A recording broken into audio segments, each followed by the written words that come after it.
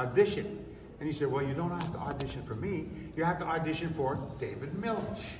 And I said, I don't know David Milch. And he said, and he's not here today, so you're going to have to come back. I said, well, I'm already here. Why don't I just audition for you? He said, you want to audition for me? And I said, yes. I practiced it, and I'd like to audition for you. He said, go ahead. And so I started the lines, and I got about 4 lines into it. He said, thank you, next. And I left. And I went home thinking, I'll never be in this piece of crap. And sure enough, I went home and the phone rang and they said, you got a part in the pilot, you're playing Johnny Varnes, or somebody named Varnes. And I said, okay, great. I'm a poker player named Varnes. I'm sitting at the table with Con Stapleton and what's the Carradine boy's name? Keith Carradine. Yeah. And he's playing Wild Bill. And who's the one with the Is that when teeth? you were hired? That wasn't the first one. That was a pilot. And I did the pilot playing Varnes. And then when I finished the pilot... Ricky Jay, wasn't it? Yeah, Ricky Jay. Was he at the first? Yep. Yeah, he was the card shark. He was the card shark at the table. You're absolutely right. And so I went and we did the scene. I went home. 3 months later, they called up and said, you want to be in the first episode? I said, yeah.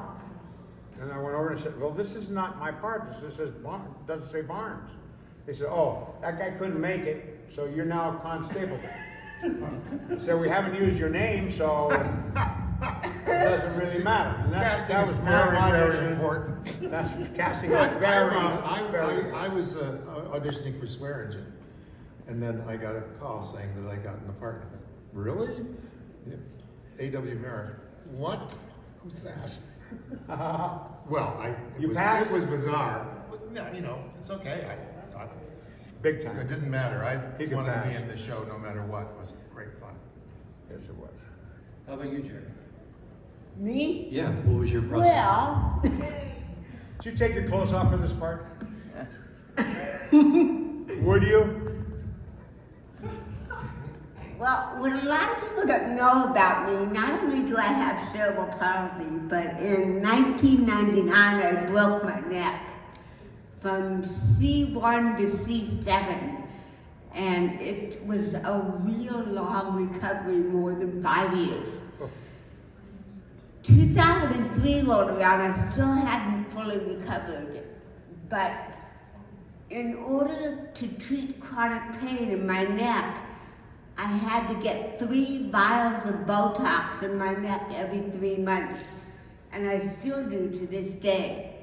Because I still have cerebral palsy and my brain wants to move my neck all over the place.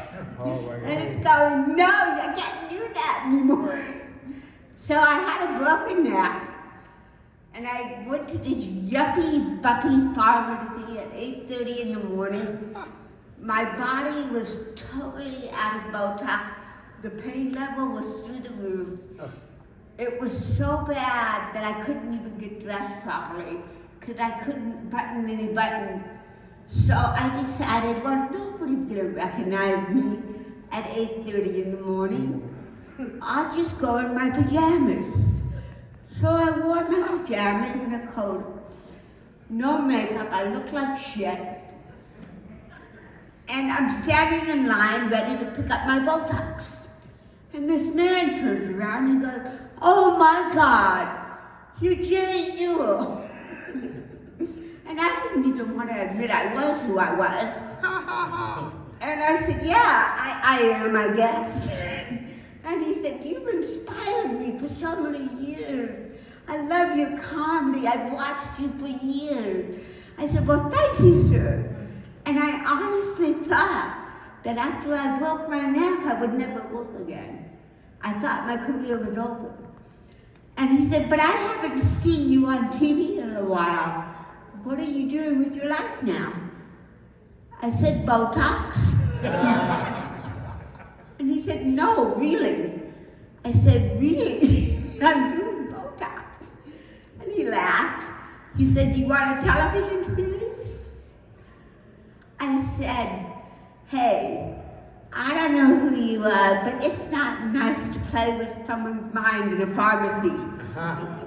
And he said, in case you don't recognize me, my name is David Milch. I said, the executive producer of NYPD Blue?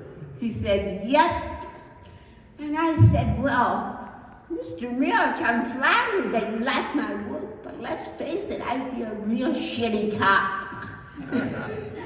And he said, no, I just signed a contract with HBO to do a new Western called Deadwood.